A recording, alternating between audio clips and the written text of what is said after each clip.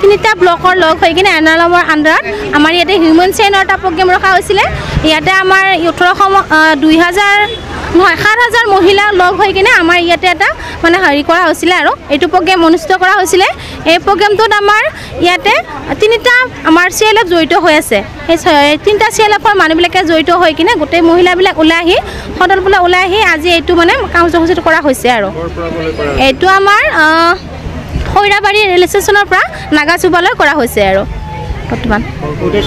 উদ্দেশ্যটো হৈছে আমাৰ মানে সজাগতা আনিব লাগে এতিয়া ইলেকশ্যনৰ সময় ইলেকশ্যনত আমাৰ মহিলাবিলাক সজাগ হয় নে নহয় ইলেকশ্যনত মানে ভোট দিবৰ কাৰণে সজাগতা হয় নে নহয় মানুহবিলাকে সেইকাৰণে আগবাঢ়ি আহিছে আমাৰ মানুহবিলাক সকলোৱে হাতে হাত ধৰি কিনে মানে আমাৰ ইলেকশ্যনত সকলোৱে মানে আগবাঢ়ি যাব উপযুক্ত পাৰ্টিক ভোট দিব সেইটো কাৰণে আজি মানে মানুহবিলাক সদলবলৈ ওলাই আহিছে হয় ধন্যবাদ হয় আজি খৈৰাবাৰী ৰেল লাইনৰ পৰা ভেৰগাঁও নাগাচুবালৈকে এটা হিউমেন চেইন কৰা গৈছিল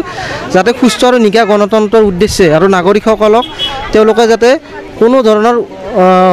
বশৱৰ্তী নহয় বেলেগ উদ্দেশ্যত বশৱৰ্তী নহয় কিনে সুস্থ আৰু নিকাভাৱে অংশগ্ৰহণ কৰিব পাৰে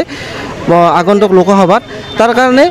এটা হিউমেন চেইন কৰা গৈছিল আৰু তাতে শপত গ্ৰহণ লৈছিল যাতে সকলোৱে ধুনীয়াকৈ অংশগ্ৰহণ কৰে আৰু যাতে ভোটদান সকলোৱে কৰিব পাৰে কোনো উদ্দেশ্যৰ কোনো ধৰণৰ প্ৰলোভনৰ বশৱৰ্তী নহয় নিকা এটা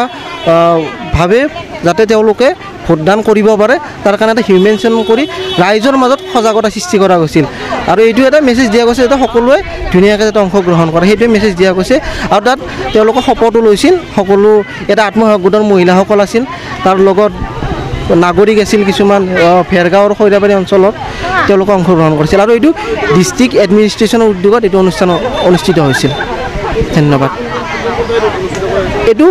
খৈৰাবাৰী ৰেল লাইনৰ পৰা আপোনাৰ ভেৰগাঁও নাগাচুবালৈকে 10 কিলোমিটাৰ জোৰা এটা ঠাই সামৰি লোৱা হৈছিল